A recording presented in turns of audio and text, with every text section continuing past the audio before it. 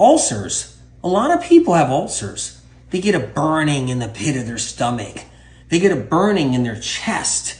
They get heartburn all too much, and they think maybe it's acid reflux, but eventually they get diagnosed as an ulcer in there too.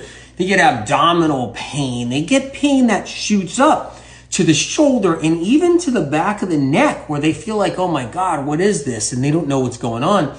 But a lot of people, they get ulcers. The most common of all symptoms they get is a burning in their stomach that just won't go away. Nothing seems to calm it down. So let's get into here right now in the stomach right here. So let's talk about this. What causes an ulcer?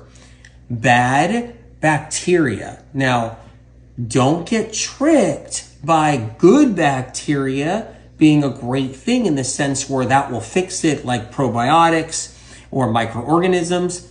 Good bacteria doesn't battle bad bacteria. They don't fight. You see what I mean? They don't fight. Good bacteria doesn't go to the ulcer and say, hey, you guys, get out of the ulcer now. They don't even go at battle with each other. So they have nothing to do with each other, good bacteria and bad bacteria. So that's important to know. So if you want to get rid of an ulcer, you have to go after bad bacteria, and you can't use good bacteria to do it. It just doesn't work. That's why people with ulcers can down the probiotics.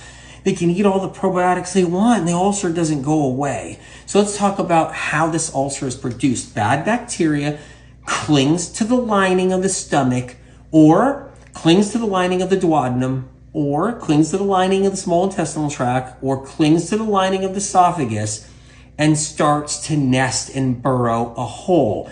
It gets in there, and then it proliferates.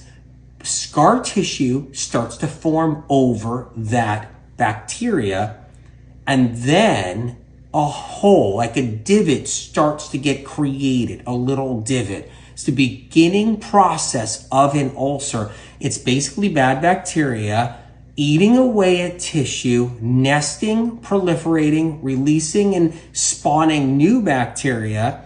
And at the same time, your body's trying to overcompensate and form scar tissue. You get an inconsistency, you get a divot, you get a pit in there, and then we end up with nerves becoming inflamed in that area. So what nerves are being inflamed? Vagus nerves are part of that. That can actually give you that pain symptom going all the way up to the brain where you know you have a problem. But either way, ulcers are created by bad bacteria wherever they are that I talked about before. And good bacteria doesn't fix that. We have to do things to fix the ulcer.